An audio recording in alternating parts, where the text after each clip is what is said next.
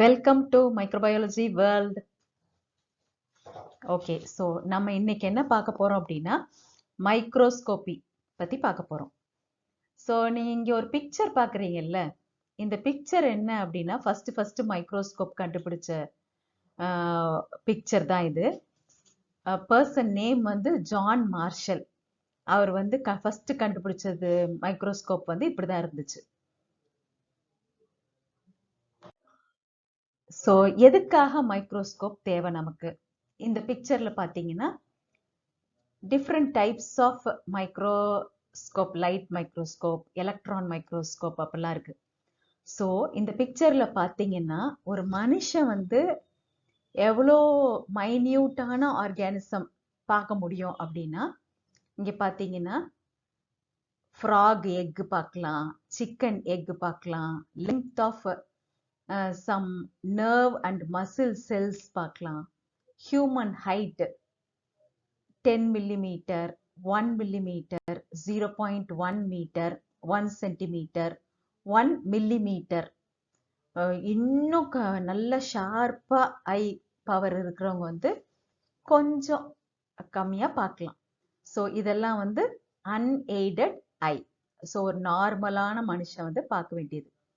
இது வந்து பார்த்தீங்கன்னு வச்சுக்கோங்களேன், லைட் மைக்ரோஸ்கோப்ல வந்து நம்ம வந்து டிஃப்ரெண்ட் டைப்ஸ் ஆஃப் ஆர்கானிசம் பார்க்கலாம். சச்சஸ் என்னன்னு கேட்டால் பாக்டீரியா பார்க்கலாம், யூகேரியோட்டிக் செல் பார்க்கலாம், அப்புறம் வந்து ஸ்மாலஸ்ட் ஆர்கானிசம் பாக்டீரியாலேயே மைக்கோபிளாஸ்மாங்கிற ஆர்கானிசமை பார்க்கலாம். மேக்சிமம் ஒரு லைட் மைக்ரோஸ்கோப்ல 1 மியூஎம் மேக்சிமம் பார்க்கலாம், அதை விட கொஞ்சம் கம்மியாக பார்க்கலாம். அதுக்கப்புறம் பார்த்தீங்கன்னா எலக்ட்ரான் மைக்ரோஸ்கோப். இந்த எலக்ட்ரான் மைக்ரோஸ்கோப்ல இன்னும் மைன்யூட்டா நம்ம பார்க்கலாம். 0.1 நானோமீட்டர், 1 நானோமீட்டர், 10 நானோமீட்டர், 100 நானோமீட்டர் வரைக்கும் பார்க்கலாம். ஸோ இங்க பார்த்தீங்கன்னா 0.1 நானோமீட்டர் வரைக்கும் பார்க்கக்கூடியது ஆட்டம்ஸ், அணுக்கள், அதெல்லாம் வந்து எலக்ட்ரான் மைக்ரோஸ்கோப்ல நம்ம பார்க்கலாம். மேக்சிமம் என்ன பார்க்கலாம்னா 1 மியூஎம் தான் வந்து ஒரு லைட் மைக்ரோஸ்கோப்பால பார்க்க முடிஞ்சது. So history of microscope. இப்போ 1590ல ஃபர்ஸ்ட் காம்பவுண்ட் மைக்ரோஸ்கோப் டிஸ்கவர் பண்ணாங்க. இப்போ நீங்க பாத்தீங்கன்னா இந்த மைக்ரோஸ்கோப் தான் ஃபர்ஸ்ட் காம்பவுண்ட் மைக்ரோஸ்கோப். அதுக்கப்புறம் பாத்தீங்கன்னா first person to observe the micro organism யாரு அப்படின்னு கேட்டா ஆண்டன் வான் லீவன்ஹாக். இவர் தான் வந்து ஃபர்ஸ்ட் வந்து மைக்ரோ ஆர்கானிசம் பார்த்தாரு. மைக்ரோஸ்கோப் எதுக்காக நமக்கு தேவை அப்படின்னா, it is a tool which help you to see tiny objects and living organism. It makes them look bigger. So இப்ப மைன்யூட்டான ஒரு பாக்டீரியாவை நம்மளோட வெறும் கண்ணால பார்க்க முடியாது. ஸோ அதை மேக்னிஃபை பண்ணி நமக்கு பெருசா காமிக்கிறதுக்கு நமக்கு மைக்ரோஸ்கோப் தேவை. So this is the ability of microscope is called its magnifying power or magnification. எவ்வளோ மடங்கு பெருசா காமிக்குதோ அதுதான் அதோட மேக்னிஃபிகேஷன் பவர். இப்ப the microscope also has the capacity to distinguish small gaps between two separate points. இப்ப நமக்கு ஒரு 2 பாயிண்ட் இருக்கு. இந்த 2 பாயிண்ட்டை செப்பரேட் பண்ணி தனித்தனியா காமிக்கிறதுக்கு பேரு தான் வந்து resolving power, which human cannot distinguish. இதை வந்து ஒரு மனுஷன் வந்து பண்ண முடியாது. 2 டாட்டை பிரிச்சு ஒரு மனுஷனோட கண்ணால பார்க்க முடியாது. பட் மைக்ரோஸ்கோப் வந்து 2 டாட்டை பிரிச்சு காமிக்கும். ஸோ அதுக்கு பேர் தான் என்னன்னா ரெசல்யூஷன் ஆர் ரிசால்விங் பவர்னு சொல்லுவாங்க. நிறைய மைக்ரோஸ்கோப் இருக்கு. Light microscope, scanning electron microscope அப்படின்ட்டு. ஸோ லைட் மைக்ரோஸ்கோப்ல bright field microscope, dark field microscope, phase contrast microscope, fluorescent மைக்ரோஸ்கோப்னு இருக்கு. ஸ்கேனிங் எலக்ட்ரான் மைக்ரோஸ்கோப்ங்கிறது கொஞ்சம் அட்வான்ஸ்டான மைக்ரோஸ்கோப். லைட் மைக்ரோஸ்கோப் என்ன பண்ணும் அப்படின்னா, லைட்டை வந்து வாங்கி அந்த லைட்டை ஆப்ஜெக்ட் நம்ம என்ன வைக்கணும், பார்க்கறதுக்கு என்ன வைக்கிறோமோ அது மேல பட வச்சு நமக்கு அந்த இமேஜை தரும். So light microscope uses diffused light from sun or artificial light. சூரிய வெளிச்சத்துலையோ இல்லை நம்ம ஒரு கண்ணாடியோ அந்த கீழே வச்சு நம்ம அந்த கண்ணாடியிலேருந்து வர ஒளியை வந்து இந்த லென்ஸ், இந்த மைக்ரோ ஆர்கானிசம் என்ன நம்ம வச்சிருக்கோமோ அது மேல பட வச்சு அப்புறம் நம்ம அந்த இமேஜை பார்க்கறது தான் லைட் மைக்ரோஸ்கோப். இப்போ நீங்க பார்க்குற பிக்சர் வந்து பிரைட் ஃபீல்டு மைக்ரோஸ்கோப். இந்த பிரைட் ஃபீல்ட் மைக்ரோஸ்கோப்ல நிறைய பார்ட்ஸ் இருக்கு. இப்போ நம்ம ஸ்கூல்ல எல்லாம் பார்த்துருப்போம், மைக்ரோஸ்கோப் பார்த்துருப்போம், அதோட பார்ட்ஸ் எல்லாம் நம்ம பார்த்துருப்போம். இப்போ வந்து மைக்ரோபயாலஜி நம்ம இனிமே பார்க்க போற ஃபுல் மைக்ரோபயாலஜி சிலபஸ்க்கும் பேஸ் வந்து இந்த மைக்ரோஸ்கோப் தான். ஸோ இங்க பார்த்தீங்கன்னா லைட் ஸ்விட்ச் இருக்கு, அப்புறம் பிரைட்னஸ் அட்ஜஸ்ட் பண்றதுக்கு இருக்கு, ஒரு பேஸ் இருக்கு, அப்புறம் ஸ்டேஜ் கண்ட்ரோல் இருக்கு, இந்த ஸ்டேஜை முன்னாடி பின்னாடி தள்ளுறதுக்கு ஃபைன் அட்ஜஸ்ட்மெண்ட். இப்போ நம்ம ஸ்லைடை இங்கே வச்சுட்டோம், ஸ்லைடு வச்ச பிறகு அந்த ஸ்லைடை வந்து நல்லா தெரிகிற மாதிரி வைக்கிறதுக்கு கோர்ஸ் அட்ஜஸ்ட்மெண்ட், இன்னும் நல்லா தெரிய வைக்கிறதுக்கு வந்து ஃபைன் அட்ஜஸ்ட்மெண்ட். இது மெக்கானிக்கல் ஸ்டேஜ். இந்த ஸ்டேஜில் தான் நம்ம ஸ்லைடு வைப்போம். அதுக்கப்புறம் ஒரு ஆர்ம் இருக்கு பிடிச்சிக்கிறதுக்கு, அப்புறம் ஹெட் போர்ஷன், அப்புறம் இங்கே பார்த்தீங்கன்னா ocular lens, diaphragm adjustment, nose piece, objective lens, stage clip, aperture, diaphragm, condenser, illuminator அப்படின்னு நிறைய பார்ட்ஸ் இருக்கு. இப்போ நம்ம ஒரு பார்ட்டா பார்க்க போறோம். இப்ப பார்த்தா ஃபர்ஸ்ட் ஆர்ம், நான் சொன்னேன்ல பிடிச்சிக்கிறதுக்கு, சப்போர்ட் த பாடி டியூப், அதுக்காக ஃபர்ஸ்ட் இருக்கிற பார்ட் வந்து arm.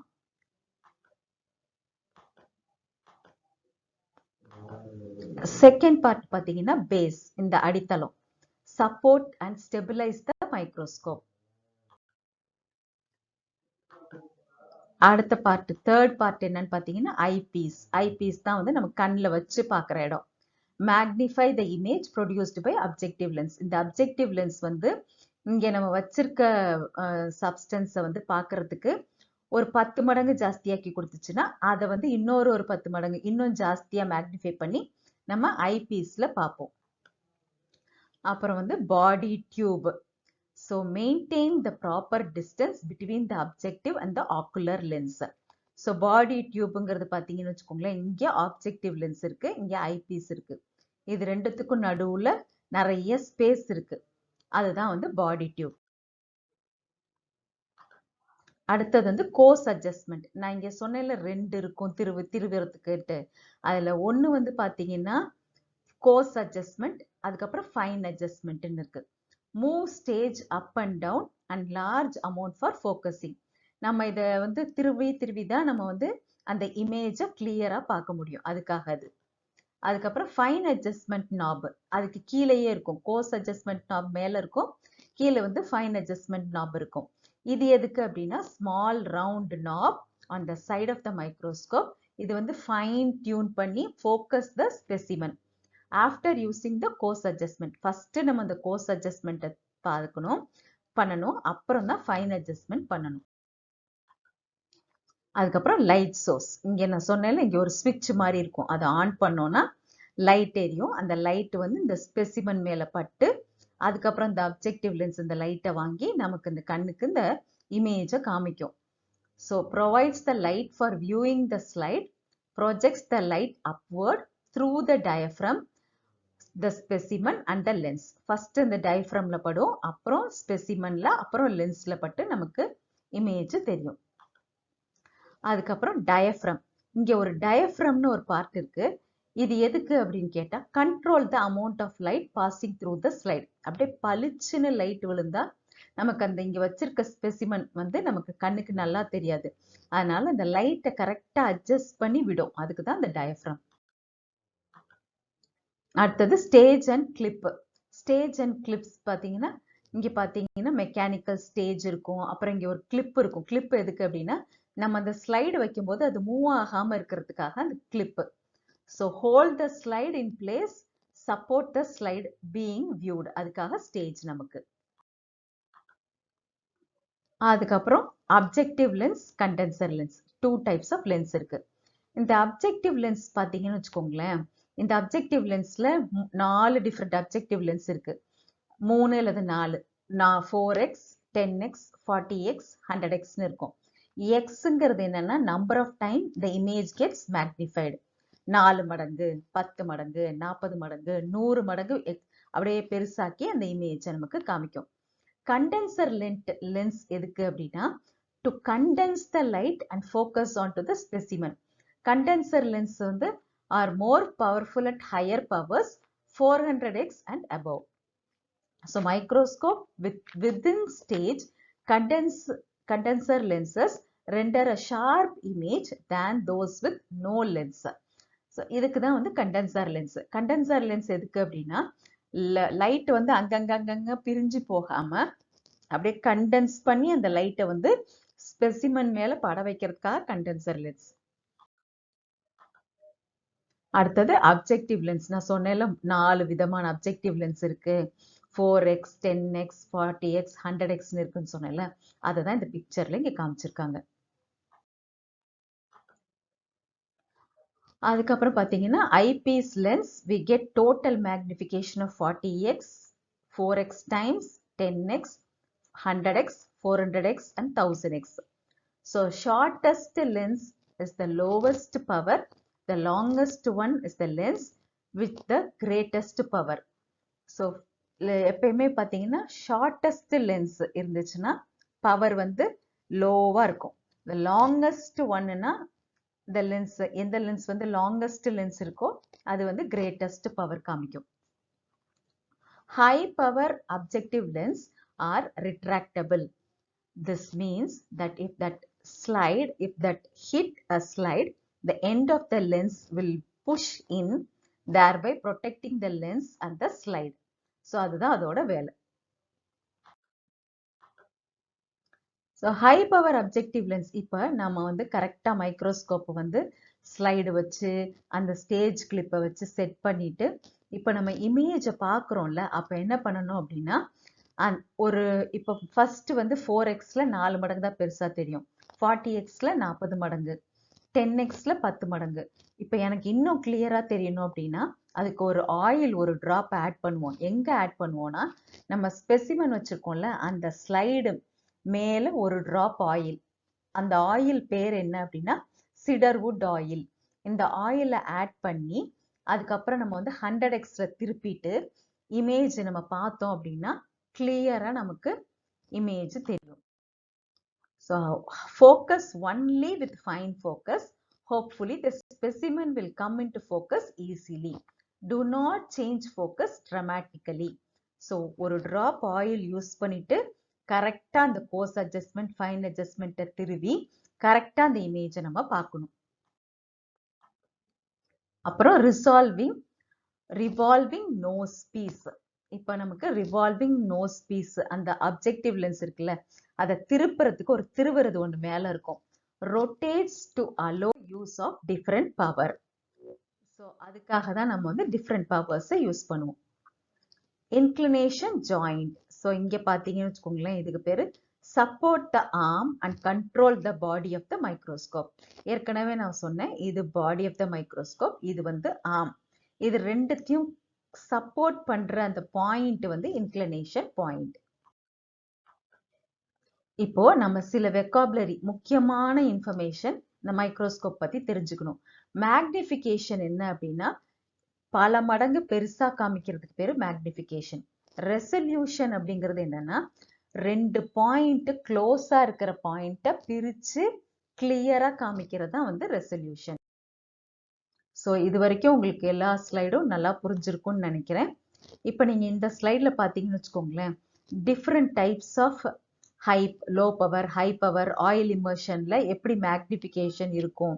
4x, 10x, 40x, 100x. இப்போ வந்து the ability of the lens to separate or distinguish small objects that are close together. Wavelength of light used is the major factor of resolution. இப்போ நீங்க பார்த்தீங்கன்னா 4xல எப்படி இருக்கும், 10xல எப்படி இருக்கும், 40xல எப்படி இருக்கும், 100xல எப்படி இருக்கும் இமேஜ் அப்படின்னு சொல்லியிருக்கோம். அப்புறம் இப்போ நீங்க பார்த்தீங்கன்னு வச்சுக்கோங்களேன், இப்போ இந்த அப்ஜெக்டிவ் லென்ஸ் இங்க இருக்கு, நம்மளோட ஸ்பெசிமன் இங்க இருக்கு. The distance between the front surface of the lens and the surface of the cover glass or the specimen. இந்த distance தான் வந்து working distance ன்னு சொல்றோம். அதாவது ஒரு லென்ஸுக்கும் ஸ்பெசிமனுக்கும் நடுவுல உள்ள டிஸ்டன்ஸ். இந்த டிஸ்டன்ஸ் வந்து காத்தால கவர் ஆயிருந்துச்சு அப்படின்னா சில லைட் வந்து டீவியேட் ஆகி போயிடும். அதுக்காக தான் நம்ம என்ன பண்றோம்னா ஆயில் ஆட் பண்றோம். 100xல ஒரு சொட்டு ஆயில் யூஸ் பண்ணணும்னு சொன்னேன்ல. இப்போ இது ஸ்பெசிமன், இதுக்கு மேல ஆயில் ஒரு டிராப் வச்சோம்னா இந்த லைட் வந்து டீவியேட் ஆகி போகாம இந்த லைட் எல்லாம் அப்ஜெக்டிவ் லென்ஸ்ல போய் நமக்கு இமேஜ் ஐபீஸ்ல அழகா தெரியும். ஸோ இன்னைக்கு இதுல வந்து மைக்ரோபயாலஜி வேர்ல்ட்ல வந்து மைக்ரோஸ்கோபி பத்தி தெரிஞ்சிருக்கீங்க. தேங்க்யூ.